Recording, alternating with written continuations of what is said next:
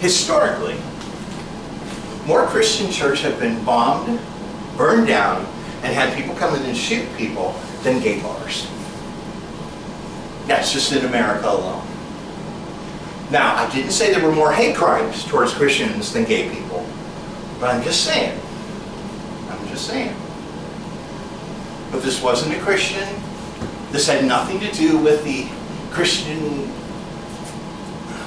power in America. If it happens over and over and over and over again, if it continues happening, I should say, and Christian terrorists jump in, I'll be the first to say, we need to do something. We Christians have to stop our people. We do. But I said that about Planned Parenthood the last time, didn't I? I said, we need to teach people that God deals with abortion. We don't. We don't. We need to teach people that. That's our responsibility. But we can't stop crazies. My gosh, I said this the other day. If Christianity across the world suddenly stopped being misogynistic, misogyny would not stop. Men would still want to be in charge of women. That's the fact. So if the entire Christian world and the entire Muslim world embraced homosexuality, we'd still have hate crimes. That's a fact. That's a fact. That scares me, but that's a fact.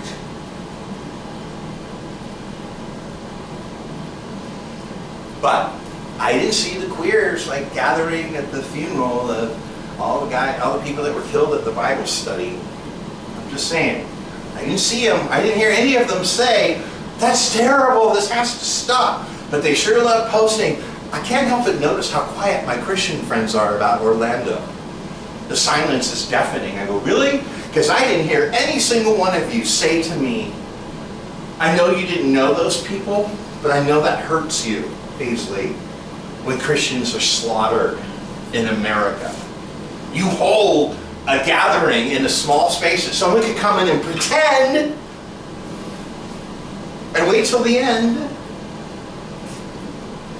We're watching them. They're shifty. A confirmed agnostic. In Christian terms, that's terrorist. Oh. No, I'm just saying. That's what happened. And I didn't have one person say to me, this must be a very hard day for you, Paisley, to know that this could happen. Even though I'm not a Christian, I know you're a good person.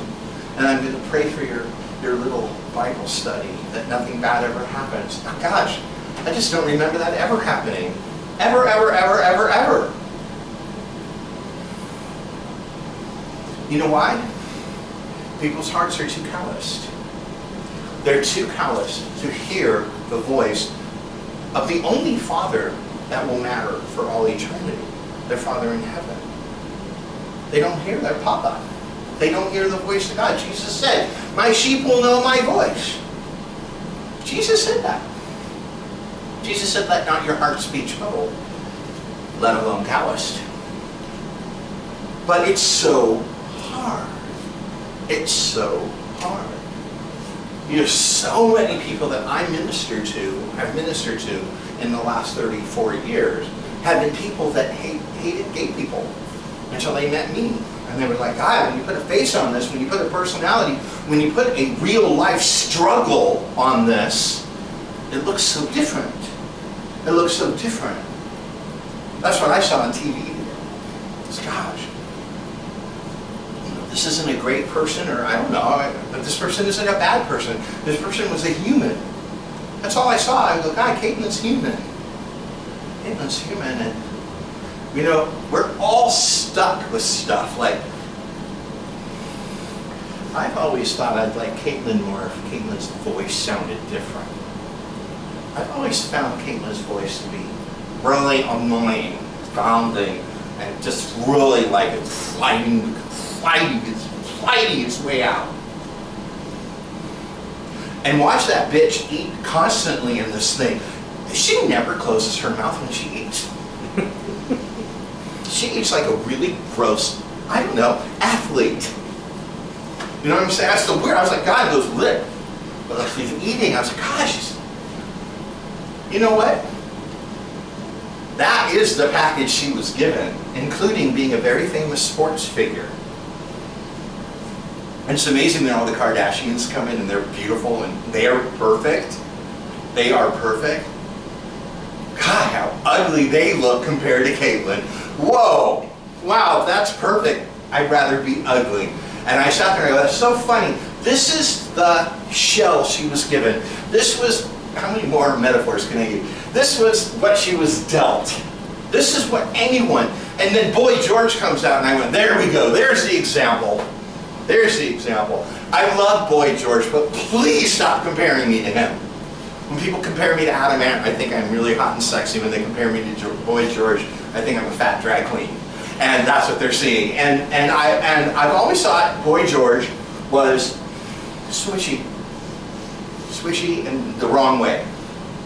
Incredibly talented, but just swishy. Do we still use that term? Because back in the day, we knew what that word meant. That was very specific. Look it up. She's looking it up. But anyways, I just always thought he was soft in the loafers. And he comes out and he's looking real good these days. But he's still not someone I'd want to be my representative. And he says to Caitlyn, do you know how many people come up to me and say because of me they didn't kill themselves? He said, I can't even count now. And he goes, not once did I think I was an example of any kind to the gay and trans community during all those years. Not once. I was just doing my thing and just thinking of myself, and it was all about me. And now, all of a sudden, I have all these accolades, decades of accolades.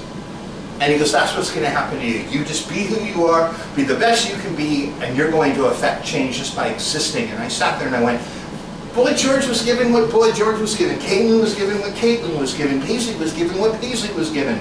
And I get criticized so much about my delivery. So much. I just go, well, fuck you. Go get delivered somewhere else. I'm me.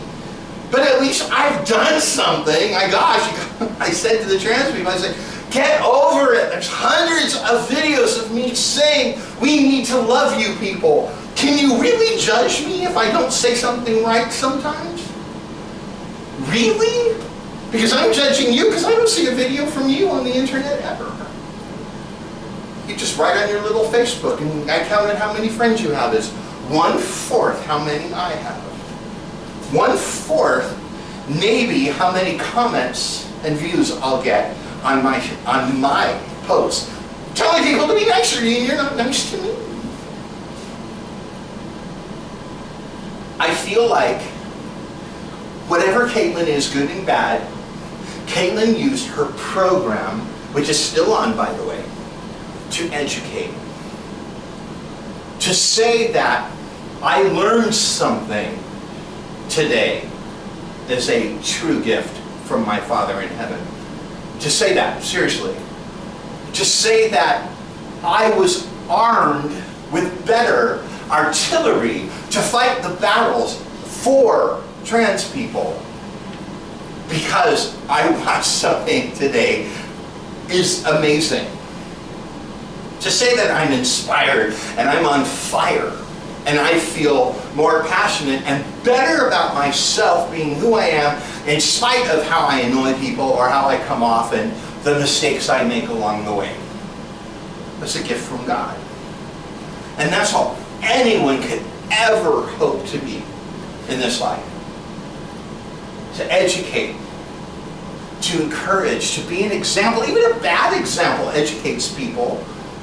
People go, well, I see that example. I don't want to be like that, so I'm going to be like that. That's called inspiration, actually. Not inspiration by default, just plain old inspiration. Actually, watching someone who does something great and saying, I want to be like that, and watching someone who doesn't do it great and saying, I'm going to do it this way, is exactly the same thing. Someone lived their life, was an example, and they inspired you to go out and do your thing, your way, the best you could.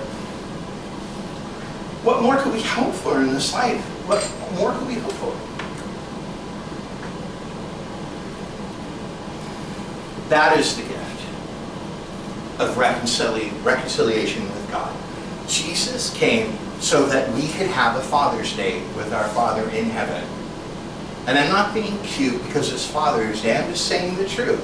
He built that bridge so we could partner with our God in heaven, our Father in heaven, and be educators and example by the lives we live. And we're either going to be good examples or bad examples, or something in between. But hopefully, God will use our example either way to inspire people to greatness.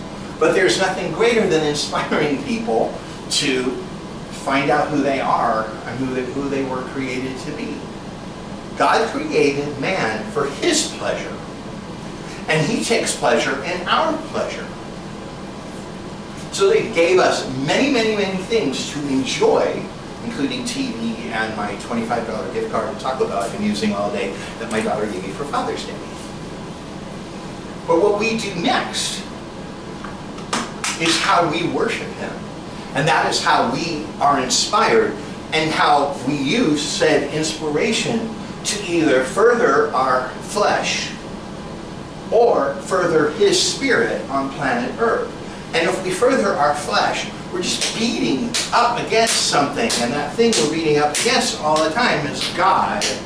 That wall we keep hitting is God trying to stop us from doing these horribly stupid things or insignificant things with our life. And then one day our heart becomes so callous that even when someone who's fighting our battles that we are not even trying to fight is the enemy. Kind of like God. He's fighting our battles all the time. He's fighting everyone's battles all the time, and even people who hate him, even people who don't want him, even people that just knew him and turned their back on him, but he's still fighting on their behalf. You know why? The Bible says Jesus lives forever to make intercession for us with the Father. Jesus spends his whole existence fighting our battles, even if we don't bother to fight them. And the majority of the human race, even the so-called Christians, still blame God for everything bad that comes wrong in their life. I can't tell you how many people have written me and said, I can't believe you're still a Christian. When I lost my child, I was done with God. And I was like, really? Because I ran to him and I clung onto him for dear life, and I'm done with everything but God. I don't care if I destroy every relationship in my life if that's the only one that survives. That's the one that's going to make me survive this miserable life I have. But it's so easy. It's so easy because our hearts become so hard and callous.